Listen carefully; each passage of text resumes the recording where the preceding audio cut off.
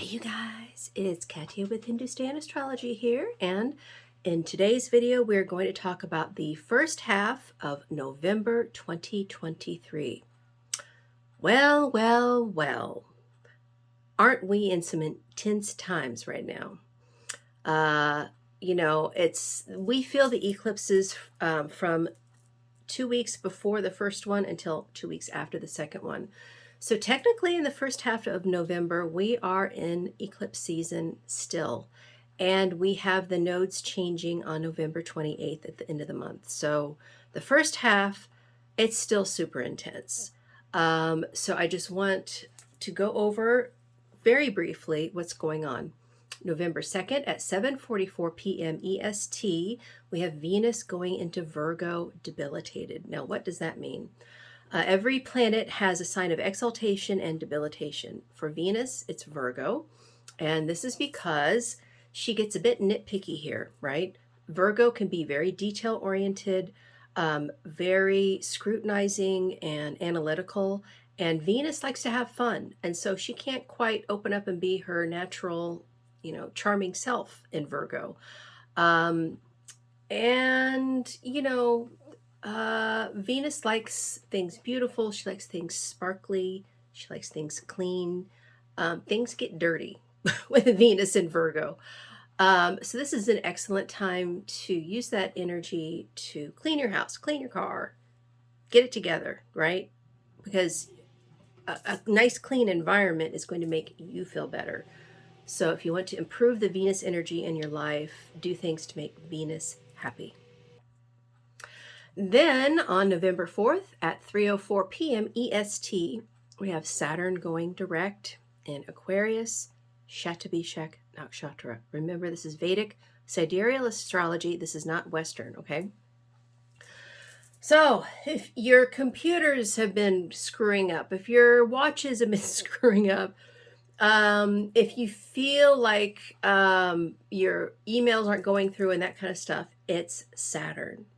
Saturn rules time, y'all. So when Saturn goes direct or retrograde, all machines that rule time go wonky, okay? So if you feel like it's been Mercury retrograde, then it's Saturn. It's Saturn. And now he's going direct. So things such as, our work, things that, in wherever chart, whatever house is Aquarius in your chart, the issues of that house will start to loosen up and go forward again. When planets are retrograde, they ask us to review what they mean, right? And Saturn is karma. Saturn is how we work. It is our work ethic. It's our career. And Saturn in Aquarius particularly rules humanitarian efforts. And hello, what do we have going on right now in Gaza? We have a genocide happening. We have a humanitarian crisis. And true to Saturn retrograde form, we have not been told the truth. So the truth is really coming out as Saturn goes direct. Pay attention to the media. Pay attention to the karma of these nations. It's going to be real interesting. And November 6th at 5:56 p.m. EST, we have Mercury entering Scorpio, which is excellent because he's moving away from the debilitated Sun and K2. And, Mercury's been with Mars, and that makes a very feisty, argumentative combination. So stepping away means that Mars goes into his own sign of Scorpio, and he can do some of his best work. And Scorpio, is about the occult. It's about things of other worlds, multidimensionality, and it's about death and rebirth. I call it sex, drugs, and rock and roll, right? So having Mercury going into Scorpio is going to help us to do our research, help us to get to the bottom of a problem. If you're somebody that has Mercury in Scorpio in your birth chart, then you are somebody who, is an excellent researcher, excellent detective, investigator, all that stuff. Love it. And then November 13th at 4:27 a.m. EST, we have a new moon at 26 degrees of Libra Vishaka. Now, I am going to make a separate video on this, but briefly, Vishaka is the star of purpose. It is a triumphal archway. That's the symbol. So it's like that feeling of stepping from one side to the other. And, they say that anytime where you have two things coming together, it's a portal, right? So this is about a portal of stepping into a new reality. Now, the moon is debilitated at 3 degrees of Scorpio, Vishaka Nakshatra. So there is, a little bit of this energy of, I